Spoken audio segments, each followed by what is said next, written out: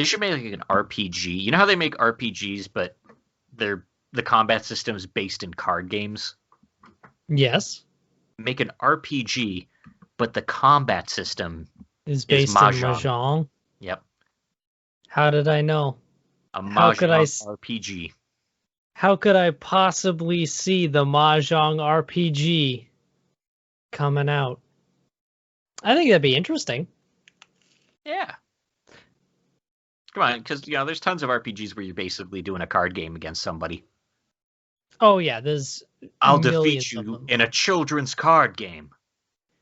On the indie market, there are just billions of deck building games, and it's all just like, here you can build a deck to like protect your train, or here you can build a deck to do fist fights.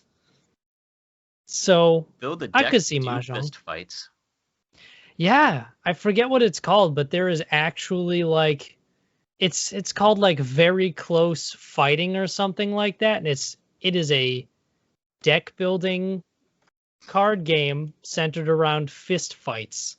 Kingdom Hearts, for its second game, Chain of Memories, did a card fighting system, Oh no. and I didn't like it.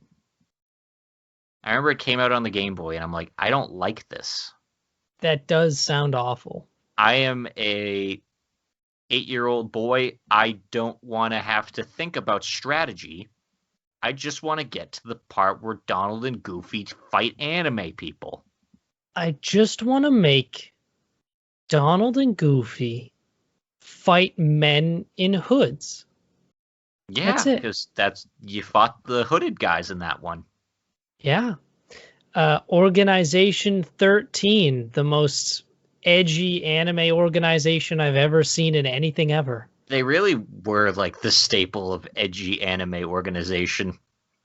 We all dress black hooded trench coats. Yeah, because it wasn't even like full-on robes. They were legit ass trench coats. And they were like leather trench coats too, with big zippers. And there were 13 of them because, whoa, that's 13, dude. That's the bad number. Yeah. And they're all, I don't know Kingdom Hearts lore, so I'm not even gonna try to explain what they are. I've had people try to explain it to me, and I don't understand. It's probably, I imagine Kingdom Hearts lore is not that complicated. It's just you have to play it in a certain way. And I don't want to play. They made it easier because they did the collection, so you don't have to own several pieces of hardware. Ugh. But I don't care. I don't want to have to keep doing Agrabah or Olympus over and over again. But don't you want to play the new game and you can be Toy Story or Frozen? No. You don't want to be Frozen, Alex? No. With all your favorite characters? I do not. Snowman and man with red hair. Let me know when Sora goes into the Miyazaki films. Can we get a Junji Ito world? No, because, kids. Fuck kids. Kingdom Hearts is for grown adults. At this point, it basically is. Because 90% of those people are people who played the first game when it came out. Yeah, I feel like Kingdom Hearts is kind of like in Harry Potter, in the same realm as the audience for this is mostly grown adults who grew up with it. Yeah. Kids aren't just jumping into Kingdom Hearts 3. The one credit I will give the Harry Potter movies is it feels like as they went on, they kind of knew that that's what was going to happen. Is like, this audience is mostly the people who watched the first one when it came out. So we can change for that. And then Star Wars made the mistake of pretending that wasn't the case. It's like, hey, we got to cater to a whole new audience. It's like, no, you got a lot of people over the age of 25 that want to see you make something for them.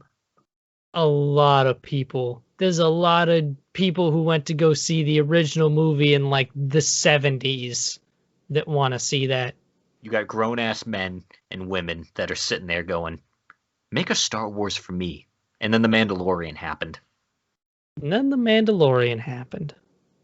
Star Wars and Marvel worlds in Kingdom Hearts when?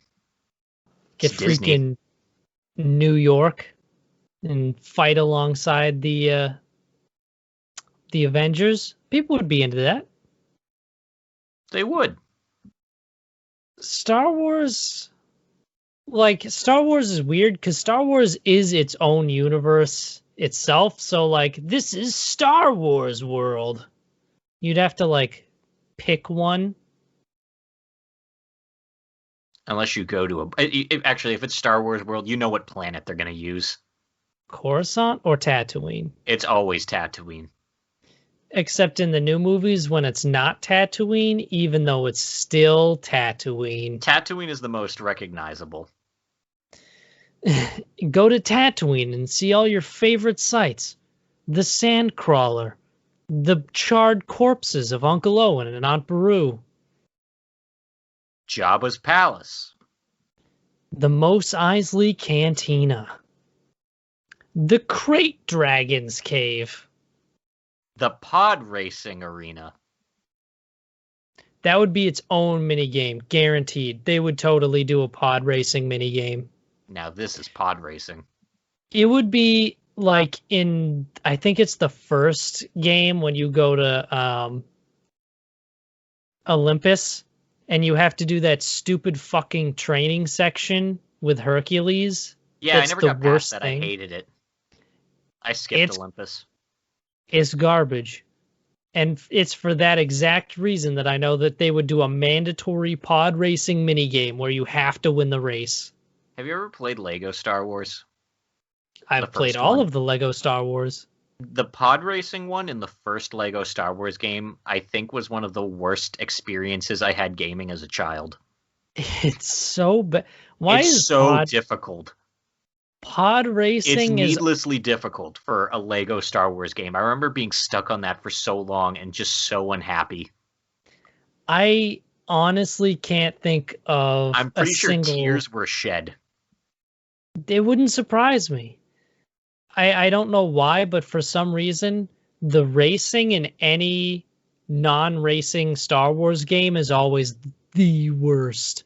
Racing in any game not built for racing is never fun. Yeah, you need to build your game around that shit or just like, don't worry about it. Because I remember in Star Wars Knights of the Old Republic, on the first world, there's a mission where you have to win a race to progress the story, and it's the fucking worst. But to their credit, it's drag racing, and the track is the same each time. Honestly, so you it's should never make off-genre stuff mandatory. No.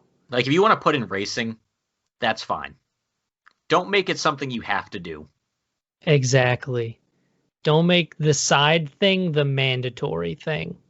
Funny enough, in Final Fantasy XIV, A Realm Reborn, there's a casino area where you can actually do chocobo racing that functions as kind of like a budget Mario Kart. And it's got a whole system with like ranking and stuff, but it's just optional content. You never have to do it. It's just there. It's just a fun thing that you can just do. You can just do it on the side. That's where it's at. Side projects. That's why any game that's like, hey, you have to do this, even though this is like a turn-based RPG. But why don't we throw in like a whole nother genre, like a racing game or, I don't know, a mandatory card game section?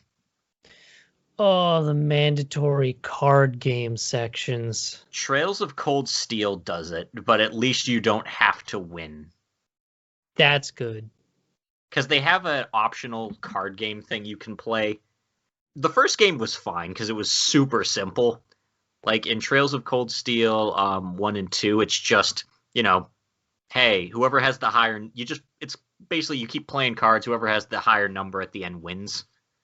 And then Cold Steel 3 decided, hey, what if we make this way more intricate than it had to be? And I'm like, guys, this isn't a real card game. Calm down. Before it was just a thing you did to bond with classmates while you were on like the train or something. But then they're like, hey, this card game, we're going to make you play against this mercenary leader too. It's like you're going to sit down in this sort of lounge area and play against him just for fun, and then even if you win, you lose in the cutscene after. What the fuck? Yeah, Cold Steel has so many win in the game, lose in the cutscene moments because your opponent was just holding back. That's the most anime shit I think I've ever heard. Yeah, even if you beat him, he just reveals after that he let you win and that he had a winning hand of cards on him. It's like, bro, it's a card game. I get that he's this super strong mercenary leader, but I mean, he can lose at a children's card game. That's fine. He doesn't have to win all of them. Like, he can lose a card game and still wreck my shit with his muscles.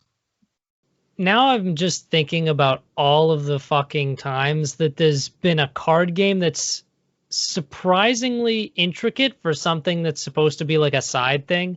Like you've got Final Fantasy VIII has a fully built and realized card game in it that you can spend like at least 200 hours just fucking around with and winning and becoming the champion. 14 has this card game called like Triple Triad or something, where you can actually get cards from dungeons and stuff. I always like discard them because I don't want them. I don't want to get involved with that. But apparently if you go to the casino area, because that's basically where all the minigame stuff is, you can play a full card game system, go out into the world, collect cards, build decks, and I'm like, it's a lot. I think that's the one... They got a fucking MOBA game in there that I've never tried. Like with, Jesus. The minions and the towers and stuff. That's insane. And they said they're adding more shit in the next expansion to it. Not like the MOBA game, but like they're adding more game modes and stuff. They have Mahjong there. You can just play ranked Mahjong matches. It's a lot of work. Triple Triad. I had to look it up. Triple Triad. It's the same. Is that what it's called in 8? Yeah, it's the same so exact it's the same card game. So they basically put Triple Triad in 14. Jesus. And you can get special Triple Triad cards if you want to run dungeons of like different bosses and stuff. I'm pretty sure that's how it worked in 8 as well. Like you got cards by running certain areas. If you want to cosplay as Final Fantasy VIII, you can get Squall's clothing, just be a gunbreaker, and then just collect Triple Triad cards. It's the ultimate cosplay. I'm not in it for the story. I just want to be Squall and collect Triple Triad cards. The Mahjong thing is pretty cool just because it actually shows your characters sitting at a table together. But me and my friends were playing once, and we got the best glitch where one of them was stuck for some reason standing up. Like just standing on their chair looking over the board while everyone else is casually sitting. All right, that's good. That's good shit. I know exactly what you're all going to play. Yeah, because you're standing on the chair and you can see our card, our tiles, dude. He was able to emote too, so he could like dance and stuff. It was busted, but it was amazing. The best stuff always is. I'm just going to get the Final Fantasy stuff out of the way early this week, I guess. So, yeah, play Final Fantasy 14. You can play Triple Triad against other people. Yeah. If you were, for some reason, weird and into that in Final Fantasy 8. I was not. But you know what? Maybe I can be now. Now's the perfect time to get into Triple Triad. But this is not a Triple Triad podcast. Not yet, anyway. Not yet. I don't think there's a YouTuber who's got that niche like controlled yet, so the option's out there. Hey guys, welcome to the Protagonist Seat Triple Triad update. This is gonna turn into a Triple Triad strategy guide. Here's the current Triple Triad meta. So they just added a new Alliance raid, and you know what that means? New Triple Triad cards dropping. Imagine a channel devoted to updates about Final Fantasy 14, but they only talk about stuff and how it will affect Triple Triad. Yeah, like they have the entire list of patch notes with character buffs or class changes, but the only thing they look at, they scroll all the way at the bottom. All right, guys, so they're removing this card, which is about like a 3-year-old card, but it's definitely ruined the Triple Triad meta. That card was a real staple of the Triple Triad meta for a long time, so we'll see how this really changes coming up with this newest patch. Oh my god. It'd be amazing. It's kind of a weirder guy like, all right, guys, we're talking about the Chocobo races this week. It's kind of perfect. I know there's some people that do the fashion contests on there just because, you know, you can actually like those sometimes help just because someone will just make a video and be like, hey, you want to win the fashion contest this week? Here's the type of gear you should look for. That's good shit. You know what else is good shit? We can move on from early Final Fantasy this week to our actual format, which is the anime we're watching. Otherside Picnic. I don't even know if I would call it good shit. I wouldn't even say, like, the show's just kind of okay, but I like it. Yeah. I feel like I feel like I found the format for this show to get me to like it more, and I think it's shit like this, where like someone has a weird problem and they gotta go mess with some weird urban legend around their problem. I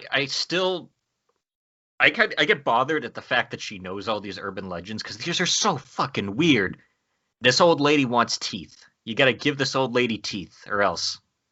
Or first, a monkey comes to your house and gives you teeth and is like, hey, bury these and give them to the old lady. But the mechanic girl that we meet did not do that. So the old lady is like, I'm here for your teeth. I'm here for your teeth, kid. And we find out that Sorrow has a new power where she can essentially order people. She can Gias people momentarily. Yeah, it drives Karate Girl insane. So to do the karate... thing that she's ordered to do. Yeah, and she fist fights the ghost real good. She punches the ghost to death, which I guess is an optimal strategy. I wouldn't think so, but whatever. She kicks the absolute shit out of this ghost. If someone comes to me with a paranormal problem, I'm going to tell them, did you try punching it? Have you punched it yet? Hey, so the ghost of my great-great-grandfather is haunting our mansion, and it's terrifying. He'll appear in the kitchen sometimes late at night.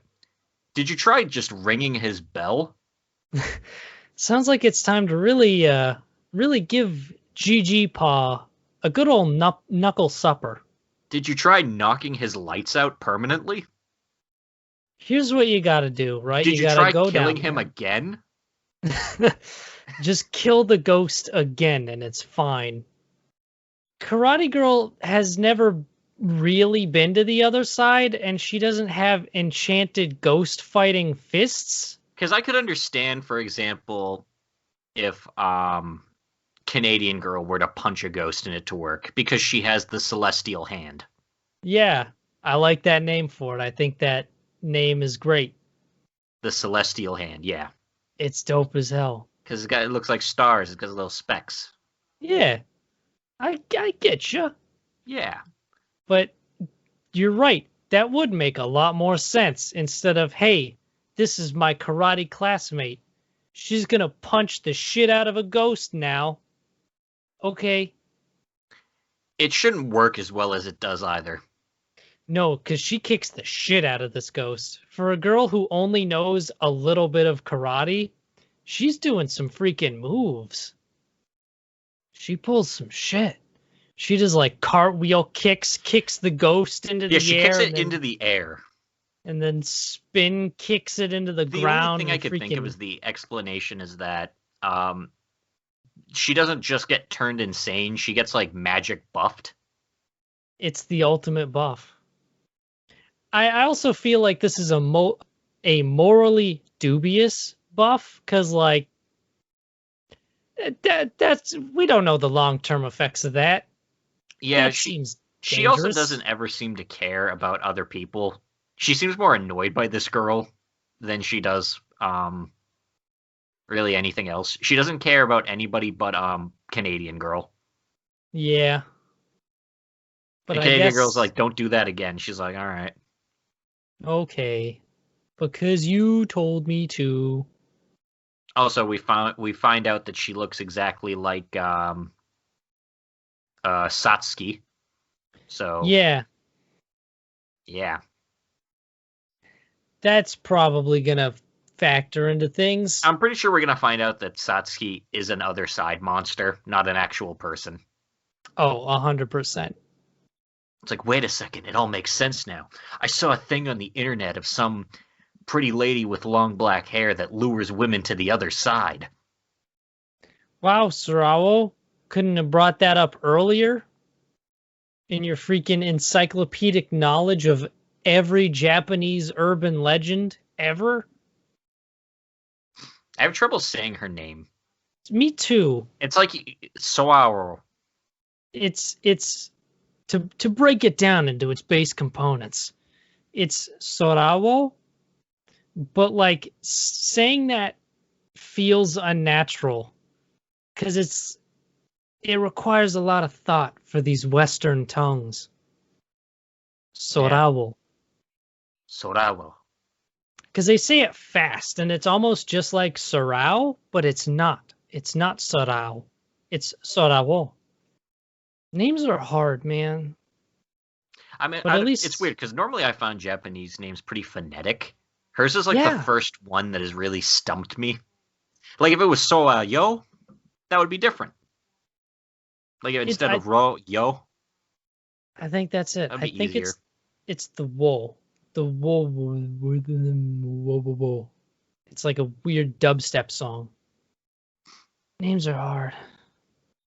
But But yeah, I feel yeah, like this format works for the show a lot better instead yeah. of like, hey, we're teleported into this weird place.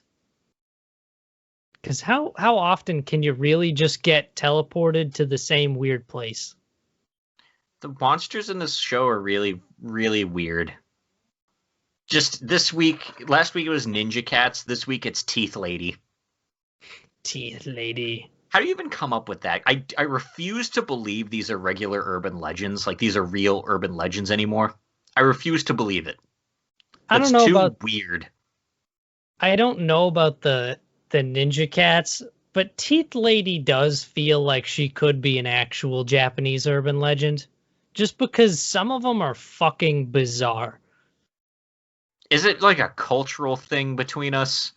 Because we have, obviously different sort of internet forums that are dedicated specifically to talking about urban legends or scary stories or things where people just make it up, and it's never that weird.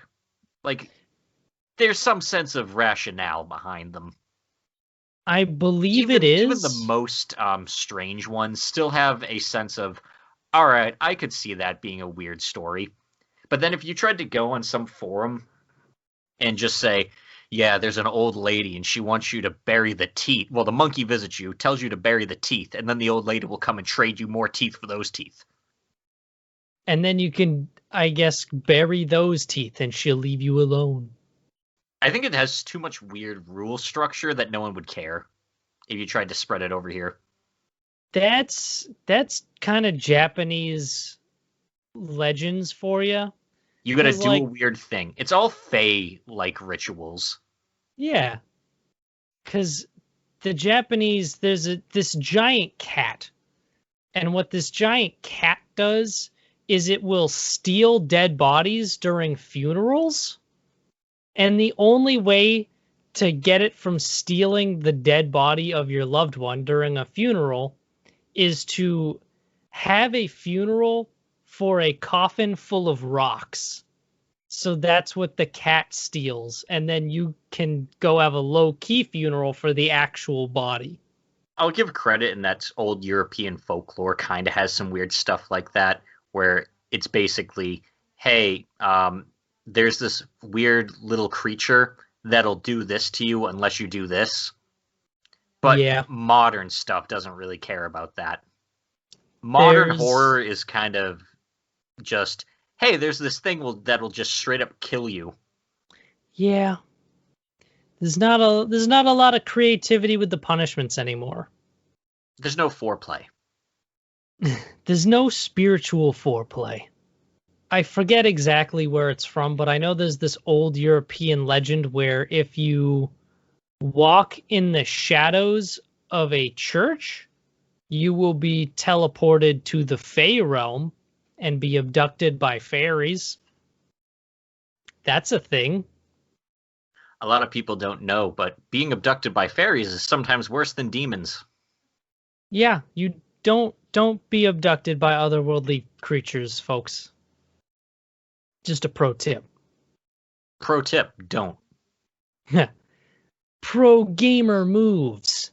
Just don't. More or less, that's kind of what it is with mythological creatures. Like, just don't. A lot of that shit Don't lives... deal with them as much as you possibly can. Yeah, you can avoid them most of the time. You just gotta do weird things like, dump salt outside your door or something. Yeah, there's a lot of things involving salt. Just keep a lot of salt on you and you're good. But no amount of salt will save X-Arm. No. If anything, we need more salt to save us from X-Arm. They really like that fog effect. I wish they didn't. Also, why did Beta get all the facial animations for Akira? I don't know. Beta can emote, but Akira can't. Beta can emote, and it's still awful. It's still bad. It's there. There's nothing that looks good in this. I kind of wonder. Here's where my brain is at. I kind of wonder if Beta is if they're the same person, just split personality-wise into the two brains. I'm not thinking that hard about the plot. I don't know. I can't help it. Because after watching this episode too, I was thinking, man, if I gave a shit, this would probably be a really cool setup. But you can't. Because you got the bad guys who want to kill the Jukokusai, who are basically turning Alma into their own personal 2B to fight the cat robots who are controlled by the, I think, Vietnamese guy who likes to sit up in, secluded areas where no one can actually hurt him. The fucking cat robots make me laugh every time. Also, we got another shot of the cat robots are attacking Kondo, and he shoots one of them, and they do this dumb thing where they go flying after the bullet hits them. It's not like immediately after. So he shoots it, it stalls out for a second, then goes flying. Yeah, it's not good. Why does that happen? That's not how guns work. Because the people who made this show were bad. Like, that's the only thing I got. They did a bad job. Imagine if this was a 24 episode series instead of like a 12 or 13. I honestly don't know if I could handle that. I don't either. I'm 90% sure this is only going to be a one course show though. It better be. There was one thing that almost looked kind of cool. And it was when she was freaking Legolas surfing down the stairs on that sexy cat robot. Almost. For maybe a millisecond. I was like, it hit me. I was like, hey, that could look really cool. It doesn't, but it could. X-Arm had the potential to be a good show if it was made by anybody else. Literally anybody else. Hello. We all fight together. Which I've noticed that's the OP no one really seems to fight together. There's not a lot of that. Like Yeah, they fight together sometimes. For a show where the OP wants to instill that everyone always fights together. I still don't know when these guys took over Alma. At what point did that happen? I don't fucking know. Also, I really love when the roof gets blown off on the place. It's just the filter put over it. The really bad filter of the orb expanding. Yeah. Yeah. I don't know where they got that asset, but if they paid anything for it, which I'm almost certain they didn't, but if they did pay anything for it, they should get their money back. It's so weird to think that they must have had some of the assets outsourced. I don't know whether they did whether they did the CG or the animation themselves, because they're both terrible. I feel like the animation in this episode, which there wasn't a lot of 2D animation. There was just the cop guy talking to the board of executive people. And the old guy in the cage. That's right, the old man in the cage. And somehow I feel like it worked. It looked worse this episode than usual. Well, because he was there with his CG granddaughter. You know what? That's probably it. Oh, and also, she looks absolutely terrified on the part where they're captured. You can see it in her expression. That same 1,000-yard stare everyone has. Yeah, you can really read all the emotions of the scene on the characters' faces. There's no excuse for this. Just because, yeah, you might have bad models that don't emote, but fucking Thunderbolt Fantasy is a puppet show, and the puppets have more emotion than these. They do. Oh, I love the part where Kondo shows up, and they're like, "You're wounded." Oh, he's just got like that. All they have is a little bit of shading on his bicep. That's it. The smallest little tiny patch of just a black spot. That's it. And you know what? I am 90% sure that is the same overlay filter that they put on Cop Girl's face during the episode when they're in the computer realm. I am 90% sure that they just took that and slapped it on his arm. Oh no, you're wounded. Really? Is he? Doesn't look that bad to me. Ugh. They have technically failed to just an incredible extent. It's just astounding, really. They failed at every level. I have seen 3D VTubers with better facial animations than these characters. Yeah, it's bad when...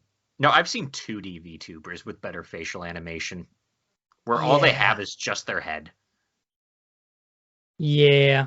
Like, you couldn't program these things, these basic models, with just a handful set of expressions. Just the basic ones. Happy, sad, scared, angry.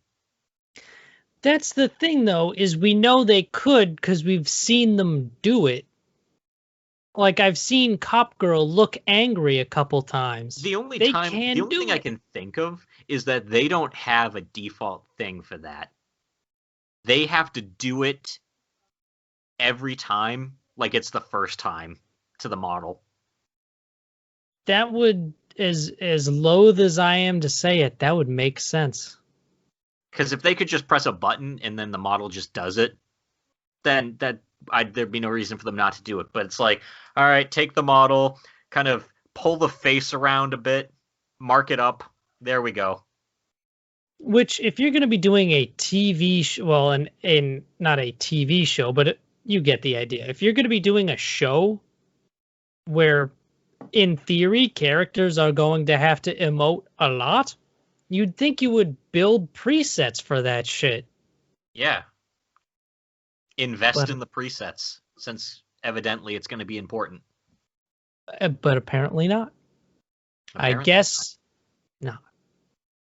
Also, I think Beta's like super crazy wow baby voice is I think that's the same voice actor as, do you remember the robot in Robbie Hachi? Like Yes. the bunny butler? I think that's the same voice actor. It kind of, I think it might be Senku's voice, because you know when he goes into his like, yeah, science mode where he's like explaining something. Oh yeah. I would feel bad because I like that guy as a voice actor. I think he's real good. I mean, they're all just phoning it in, getting a paycheck. Yeah, that's true. I should just be happy that he's getting paid. And he's getting paid most certainly for Dr. Stone. Yeah, because this is actually good. I've figured out the solution how to beat Tsukasa. How? Everyone just get bows and just like shoot him in the legs. Make his legs a bunch of pincushions. No, but There's one character that uses a bow and arrow. Why do more of them not do that? It's like you could only block one at a time, maybe a couple if you're really good. But if everybody, like 35 people, are all aiming at your legs, you're going to take a few of them. That's a good question, because that also raises the question of like, if no one uses bows, how do they hunt? Do you really expect me to believe that these people are hunting by running up to animals in the woods and just stabbing them?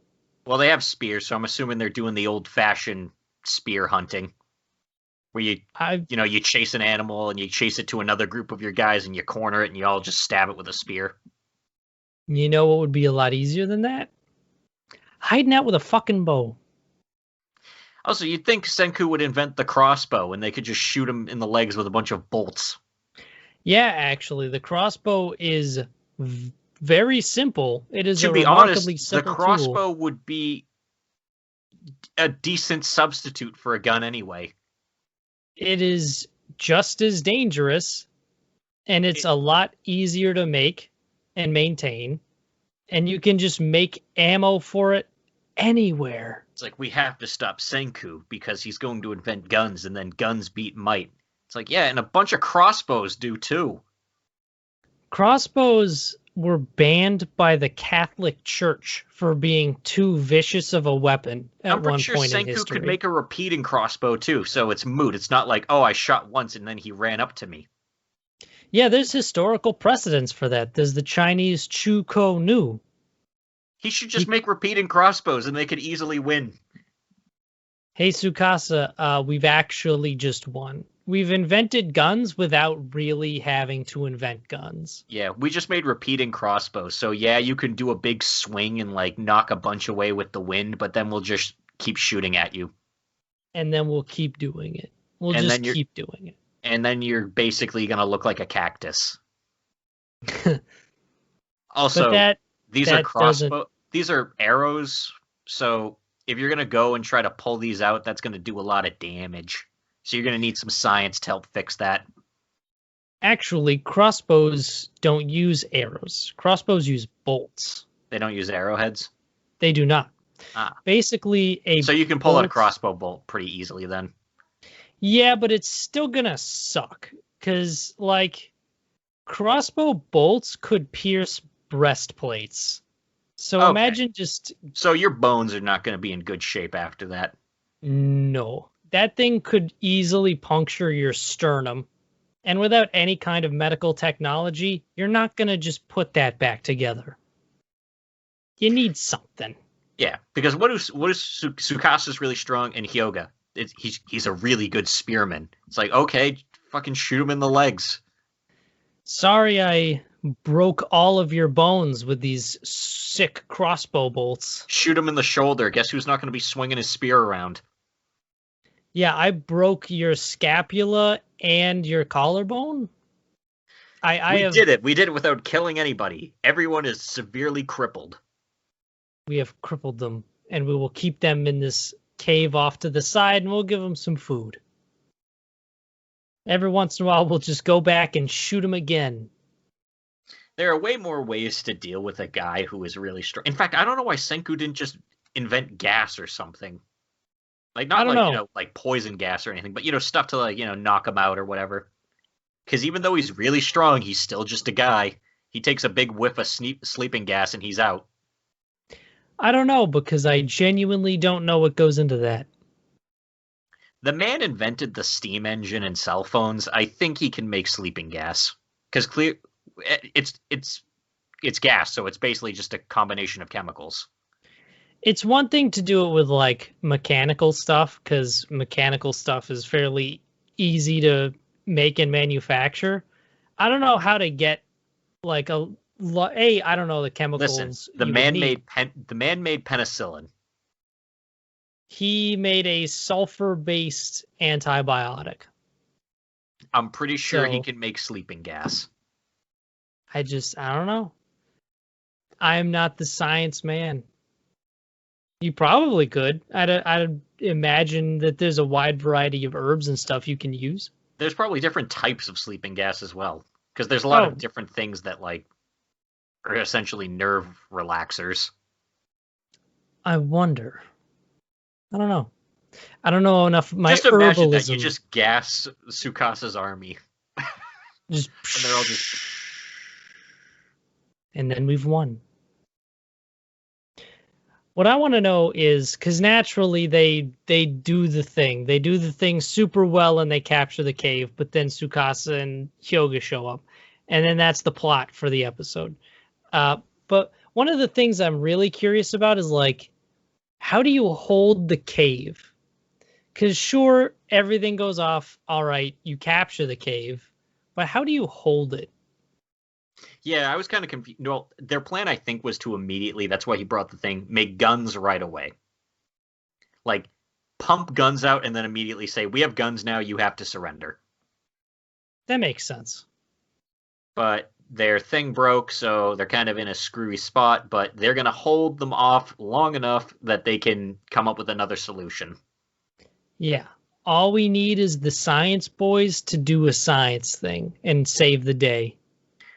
I find it stupid that Taiju and Magma can't compete. It's like, oh no, Hyoga's really good with a spear. Again, guys, it's a stick. Rush him and take it out of his hands. Or break it in half. It is what they showed last time that it can't compete against a katana because it's wooden. Yeah. It's weaker. Have Kohaku literally just cut his spear in half. And then it's fine. Yeah, because he can't block with it.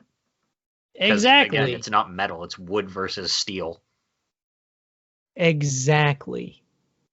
Also, everyone's going to stand back, because their army is like, oh, we got the two strongest guys out there. Like, everyone just rush them. Maybe not Tsukasa because he's got anime strength, but you can take Hyoga down easily. Just take his stick. Everyone rush Hyoga and break his stick and just kick the shit out of him. Also, we've shown that Magma is really strong. So is Taiju. So is Kinro. And so is that strong lady who likes the American singer. Yeah, Nikki. Yeah, so if all three of them, or if all four of them just rush them, there you go. Also in Kohaku. And Kohaku. What's he gonna do? I have a really strong spear. You can't get close to me. It's like, yeah, well, you can't defend all angles at once. You can't defend all angles at once, and you can defend against maybe one attack from a katana, and then that's it. And not only is your weapon Also, gone, Taiju is just using a shield, and he's been shown to be indestructible, so good luck. I do love how Taiju just has the shield. That's all he needs. Just rushes in and defends. Taiju is the ultimate tank. In the stone world. They're not wrong. I do like how they use the I'm pretty sure it wouldn't be that debilitating though, the sonic blast. Like, yeah, their hearing might be gone, but I don't think they would like faint. Not with probably not with the bomb, but B, definitely not with Taiju just shouting into it. Yeah. They wouldn't get blasted off their feet. No. But that's the anime thing. You gotta give them a little bit of leeway so they can do like the weird anime thing. Okay, of course. I'm calling they're gonna win, and I think that Hyoga is gonna end up escaping or something and be the next bad guy because he's kind of worse than Tsukasa because he doesn't give a shit about anybody. I wonder if he chucked his spear at Ukyo. Oh yeah, he hit Ukyo with his spear, and now Ukyo is like, I'm assuming dying because he's everyone lying kind of face ignored down. him. It was like that Jeremy Clarkson meme where it's like, oh no. Anyway, that's basically how they treated their inside man ally getting stabbed. Yeah, no one went over to check on him. It was just, yeah, well, whatever. Fuck it, we'll worry about him later. I feel bad for him. He tried to help. You know what you gotta do to beat Tsukasa? You gotta go wake up his dad. You go like unstone his dad and be like, your dad's here. Hey Tsukasa, your dad's here and he's really mad. Your dad's here and he's pissed. Ah, no. You gotta go home now. You guys gotta go home. Sorry guys, I can't participate in the war today. My dad's really pissed. He's mad that I killed all those statues. I do like how he's just like, hey Senku, it's been a while. Senku's like, yo Tsukasa, don't kill me again. Please don't. And he's like, I'm gonna have to kill you again. I didn't want to do it the first time, but here we are. I like how I wonder what their solution's gonna be, what they're gonna come up with in like inside the cave. Me too. I think it'll be neat. I like how Tsukasa has real good chemistry with basically everybody. Like, even the people he is locked in mortal combat with, he still has chemistry with them, and it's nice. I don't know why someone like him, who's like, the strong must rule the world. It's like, dude, you're a charisma bot. You don't even need the strength. Yeah, he's You could be the weakest character here and just charisma your way to victory. It's like if you had a fighter who you maxed out, or you had a barbarian, you maxed out strength, but you just decided for shits and giggles, yeah, I'll make the second stat charisma. Yeah, I don't need constitution. We'll just go straight strength and charisma build. It's like that barbarian can talk his way out of any situation. It's like he could fight, he could utterly destroy you, but he'll talk you down. This is a character I kind of want to make now. It's like, yeah, the charisma barbarian. Instead of the barbarian that always looks for a fight, always wants to fight, it's like, listen, we don't have to do this. But if you want to, I will put the fear of God in you, son. I like this. The barbarian who could break anyone in half, but is still like, we don't have to fight. I don't want to fight you, but I will. It turns the trope on its head. Yeah, I like that. Maybe I'll do that at some point. I'll have to write that down. Ryukishi's a hack. That's all I'm going to say.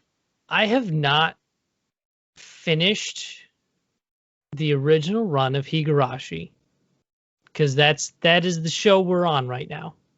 So this is the point where I will put up the poster, because I like having clear moments. I wanted to just, you know what? We don't have to worry about what's going on in here, because I'm 90% sure this is going to be non-canon. Japanese fans are unhappy with it. I hope it's non-canon, because I have not even finished the original run, and I am unhappy with this.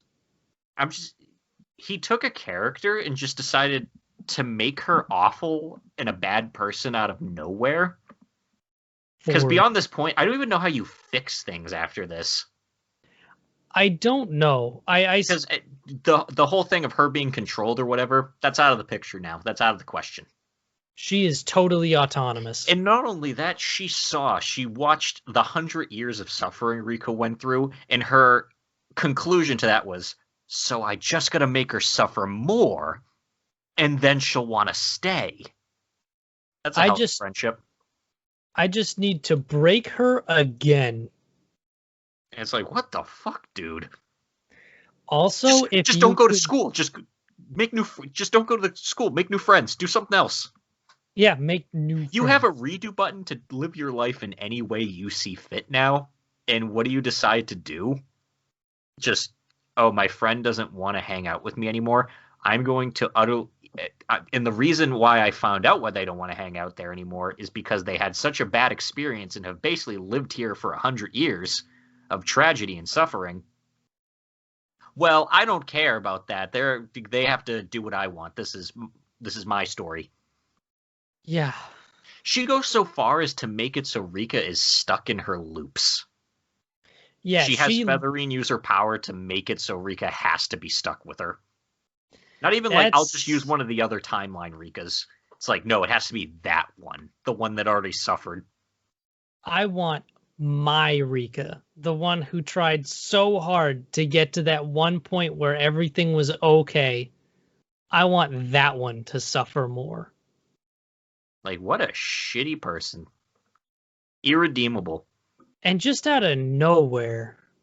Yeah, like out of nowhere. And we see all the timelines. She does like a couple of these. And then after she gets to the point where she just starts like killing herself because she's like, Rika, don't go to school. But I want to go to school. I'm out then. This one's a bust. What a fucking moron. Think about that. All right, we're going to get back to this point. And that was several years later after the others have already gone to school. So imagine you go through like at least a year or two of life just to get to one conversation that you already know how it ends, just to try something different, and it doesn't work. You just, all right, I'm out. Yeah. It's got bad ROI, return on investment. Also, think about this. She found out Rika has looped before. Why does she just not, explain, hey, I recently got the power to loop through time, and I did a timeline where you and me went to school, and it sucked. It was really bad for me, and then I did it again even after telling you this, and it was still bad. Yeah. You screwed this up for me in multiple timelines. So now I'm going to torture you for just as many as I need to mentally break you again. Not even just that. You could just be like the real solution would just be, yeah, so I'm not going to do that because this is just going to end bad. So just understand that. I'm just not going to go to school with you.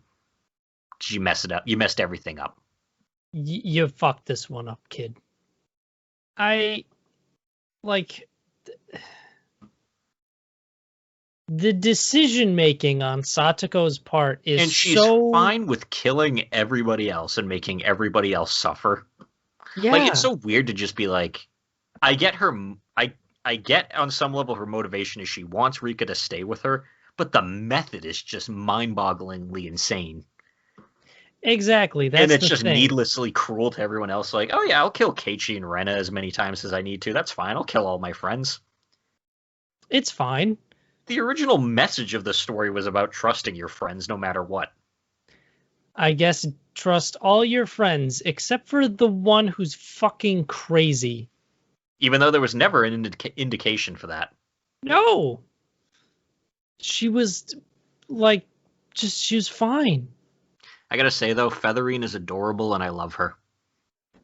Featherine is she's a fun villain. And she's just watching, just hanging out. Like sitting on like her little bench, like a chair, watching it like it's TV. I get the sense that Featherine is like, I'm fucking bored, so I'm just gonna do this for the lulz. And basically, I just want to watch something interesting happen. And she's it's kind so of very excited. Faye in nature, where she doesn't care what she does, just as long as it's fun to watch. Yeah. It's like, because she didn't tell her, hey, you should just go and like do this terrible thing. She even showed her, hey, here's 100 years of what your friend went through. What does that make you want to do? And then Satoko's like, I'm just gonna like make her suffer more. And she's like, oh, that's not what I was expecting. But hey, you do you, man. As long as it's fun to watch. Featherine told her about the timelines and showed her like a couple, and it was Satoko who was like, I want to watch all of them now. And she was like, that's going to take over 100 years to watch all of these. And she was like, I'll do it. I wouldn't even consider Featherine the villain because she never pushed her to do anything. No. She literally just gave her the options. In fact, she gave her the looping thing because, hey, you wanted to redo timeline here, or redo your life here. I gave you the option for it. So if you ever die, you'll come back here. She never said, go and kill somebody or kill yourself. She just said, if you want the options here, you can do it. Featherine is great. I love Featherine. I'm gonna check out more Umineko. It's very good. I guess it makes sense because, being immortal, you're probably just bored every now and then. Just decide, yeah, let's see what happens. I can understand that. It doesn't matter if it's good or bad, just as long as it's something.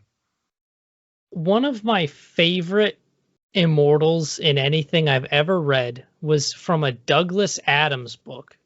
It was, I forget exactly which Hitchhiker's Guide book it was, but in one of them, there is an immortal creature who got so bored and so like pissed off that he was the only immortal that he decided he was going to go around to literally every living thing and tell it just how much he hated it. And that's his thing. And just we to tell them. Yep, just to fly around to everyone and go, hey, you fucking suck. And we learn about this because there's one part where the main character is having Arthur's having a bad time. And all of a sudden a spaceship lands, an alien gets out and is like, hey, Arthur, you're a little piece of shit and no one likes you. And then he gets back into his spaceship and flies away. And that's it. It's so good. I, on some level, really get Featherine in the sense of just being so bored that just watching Satoko be a fucking moron is just like, yeah, fuck it, I'll watch it. It's Fey Antics for fun and profit. Yeah, I don't know how we can move past this because you can't come to you can't forgive her at the end. If they somehow try to justify, oh, well, we can forgive Satoko. No, we can't. No, we can't. No. No. Nuh-uh. Just declare the whole thing non-canon and let's be done with it. Just call it an alternate ending. Think about where we left off with that cliffhanger all those episodes ago. We're going to come back after this to Satoko pointing a gun at Rika. And yeah, Rika knows. We questioned before whether it was a real gun or not, but now we know that's definitely going to be a real gun. It is 100% going to be a real gun. Also, I was talking with some of my friends about this who watch it. Why did this whole thing got revealed because she winced and freaked out. She got PTSD because of the boxing glove. Why? Why would she freak out at the boxing glove when she was willing to cut her own throat with a pencil? That's way more metal than just, oh no, a padded glove. She jumped into the street to get hit by a bus. Well, that's instant. I think more like going for your jugular with a pencil.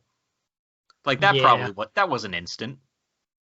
No, it takes at least a minute to bleed out from that. Actually, she could have survived that, amusingly enough, even with 80s technology. Yeah, but they're in the middle of nowhere. That's true. Hanamizawa's backwater. You just got to keep pressure on it.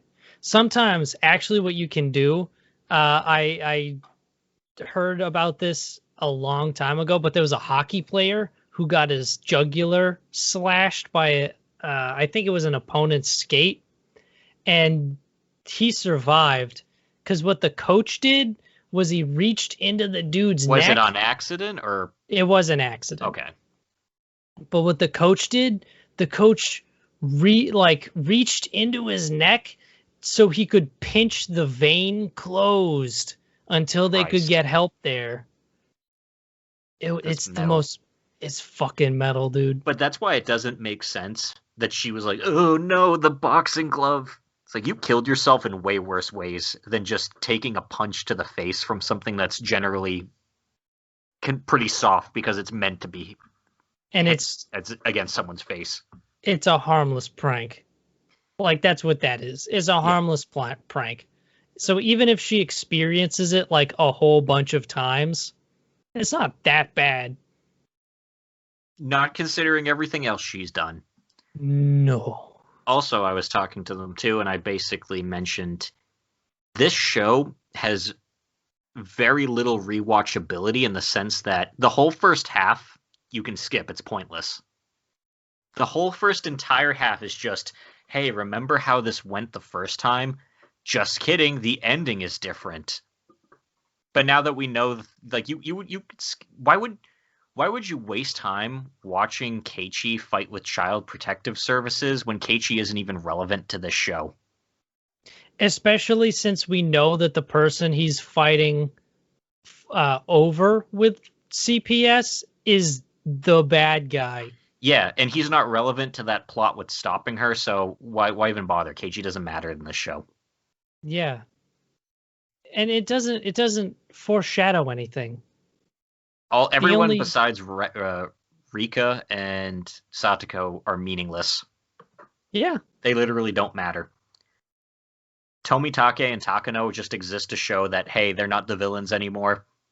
Well, Tomitake never was, but yeah, Ire is basically not here. No one matters besides those two. Like, everything else, you could skip the entire first half of this show if you were ever going to rewatch it. There's no point you sitting through, hey, this is the first arc again. Just kidding, it's different. The only possible thing I could think of that might be important to miss is the Looper killing blade. And even then... That's it. And you can miss that and, like, still come in fine. Because that's it. That's all it is. It's simple enough so that in that moment, it doesn't really need the foreshadowing. Unless they're assuming that everyone forgets about that. They even bring it up twice. Yeah. I don't think anyone's gonna forget about the immortal Looper killing blade. A lot of people lost their motivation for it when Akasaka killed Rika, because that's the one character that should never do that. Yeah. It's like, come on, dude. That's like the knight in shining armor character that like shows up and fixes everything. Even if you want to show that shit is like super bad this time, just go with the other people. They didn't have to include him.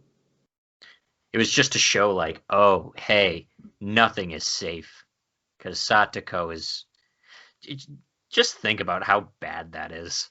Like, everybody. No one is off limits. So yeah, I'll kill Oishi. I'll kill Akasaka. That does foreshadow something important.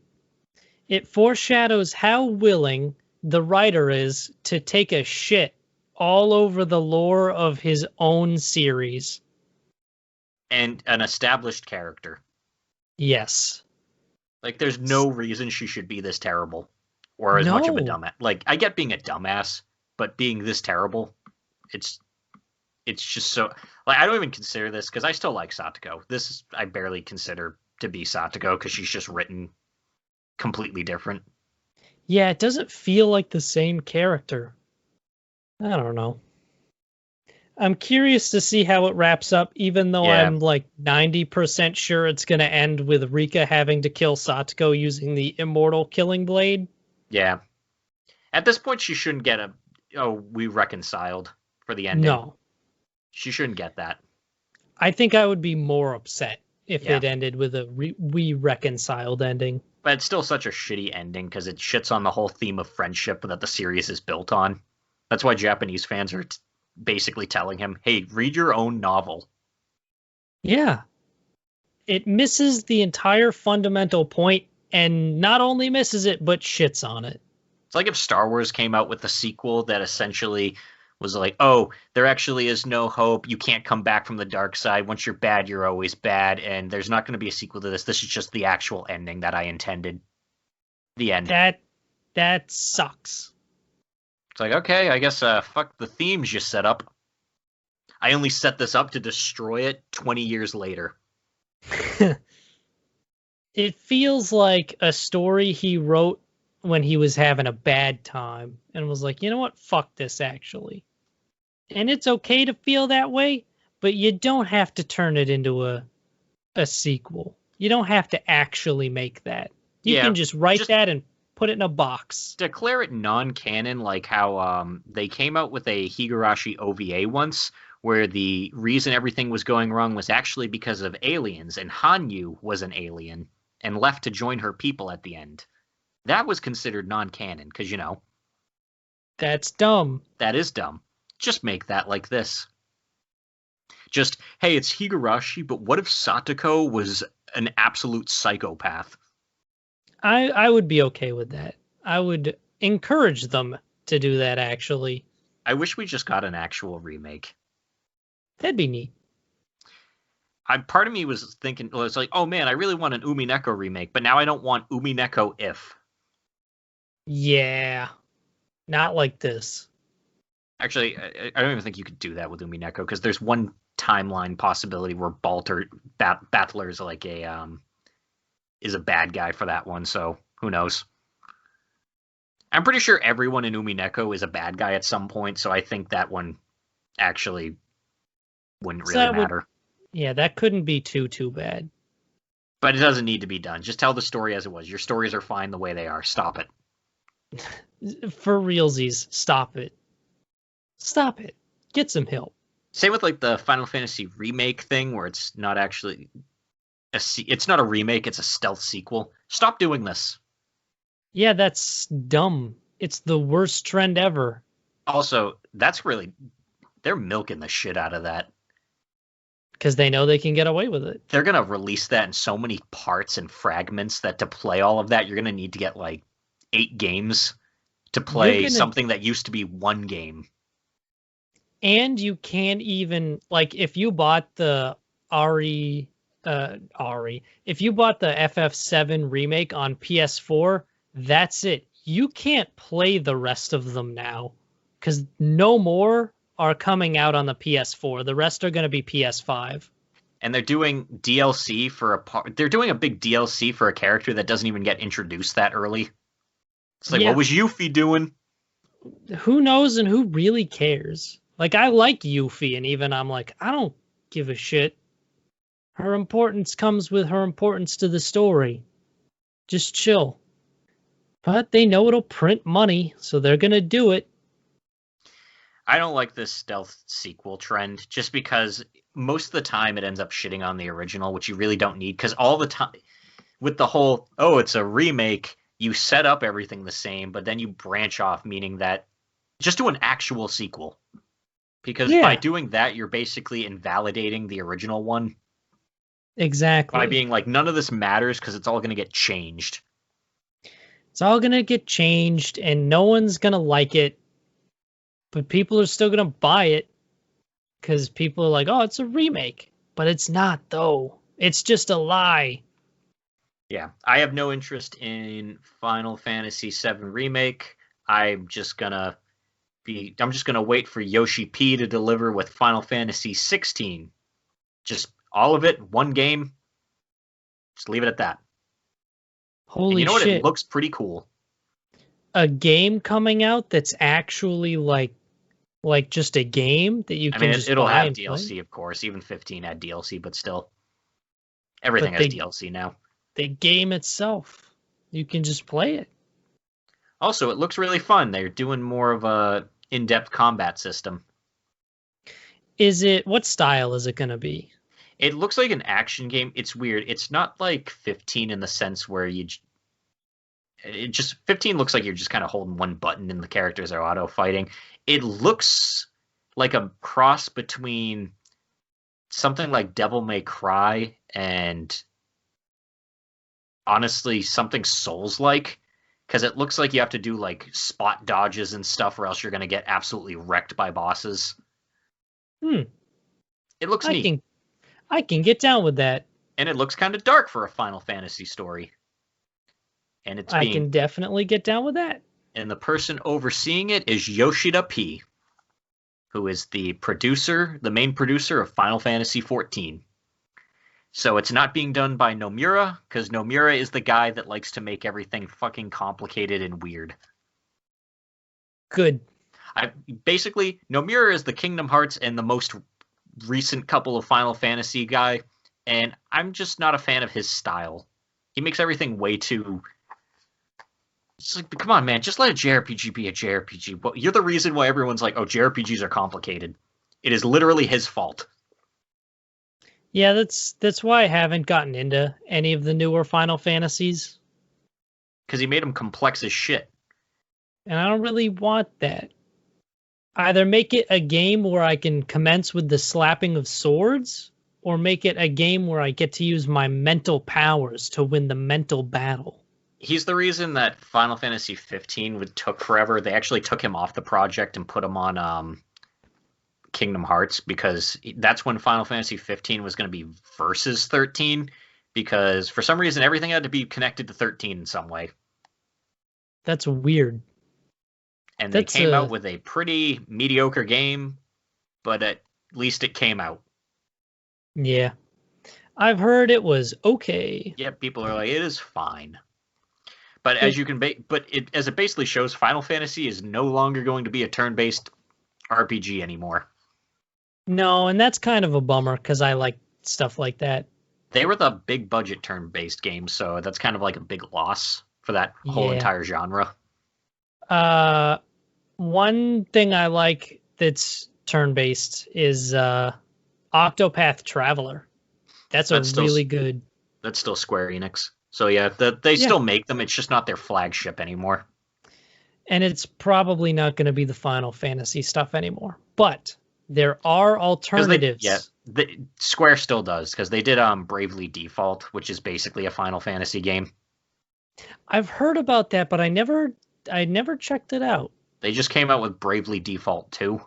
And they're making a sequel to Octopath Traveler. I did see that. I'm excited called for Project Square or Project Rectangle Triangle something. Oh, Project Triangle Strategy, I think. Project Triangle Strategy. Working title, it says. Because holy shit, that's a working title. Don't stick with that. Please don't. That's the worst title ever. It looks more like a Disgaea game, in the sense that you have units all on like different levels of like this sort of platform-esque thing, and you have them fight. So you're like selecting different people. I can get down with that. If you guys can get down with us, then subscribe to our YouTube channel. Like, comment, and subscribe. Yeah, do that thing. Do that shill thing that we always do. If you're on other podcatcher platforms, then do the suitable action there. I know there's a subscribe feature for basically all of them, and that'll give you that'll make sure you're up to date on all your Protagonist Seat stuff. And you can be up to date by following us on our social media, Twitter and Facebook at Protagonist Seat. We try to keep it easy for you. Try to keep it easy breezy, squeezy, lemon peasy. Easy breezy. That's where I was going. Easy breezy. It's a good OP. Eizouken is a good show. Got criminally underrated. You're goddamn right it did. Honestly, I think that deserved anime of this year more than Jujutsu Kaisen. But it had good fights, and that's all that matters at the end of the day. You know what? Fucking Eizouken had good fights, but no one ever talks about that. Because, like, they make anime. So I'm honestly surprised Attack on Titan didn't get it, considering how big the fan base is. Yeah.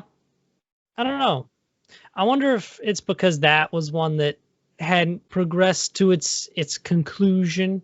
Yeah, but even though in its final season. Is done. I don't know. Also, Maybe everyone it's freaked out at one of the more recent episodes just because I guess they're in the stage of the show now where all the characters that it built up over time are now all dying. So, every episode's no, I love that character. It's so sad to see him go, but so cathartic. Which is why it must be a pain in the ass to be a fan of that, where you literally cannot follow any online discussion about it because every week a new character dies, so they're just gonna all be spoilers. Oh yeah. Did you see Connor on his Twitter was like, I would rather, what was it? Yeah, Ah, I saw him shit. did say something about just like not wanting to deal with Attack on Titan spoilers because he's a fan and that's all it is. Yeah, It's like, I hey, feel Attack on, bad. and basically when you see one of the characters' names trending, it's like, well, they're gone. Yeah. I don't Just like, even watch Attack on Titan, but I'll just be sitting there and I'll just be like, huh, that's an Attack on Titan character. Trending, anime and manga. Well, they're gone. yep, guess that's who died this week. But if you don't want us to die next week, I'll probably watch it at some point just because I don't care about spoilers. I have no interest in it. Actually, I'll probably read it. I can do it faster. Yeah, just read it. You can read the giant one that they're making. Just Yeah, they're order the making one it. that's. They're making a Titan-sized manga. Yeah, I didn't want to say that because that statement makes me cringe deep into the core of my soul. For some reason, they had some woman lie next to it for just scale. Yeah, I saw that and I was like, okay, that is that yes, you have proven that it is a very large book. Good job. Having a sex with the bees and the eagles. Attack on Titan entertainment peaked for me at the opening. Honestly, me too. But anyway, wrapping up because Long episode again. We've prolonged the ending far too much. Do all that stuff we mentioned. Class dismissed.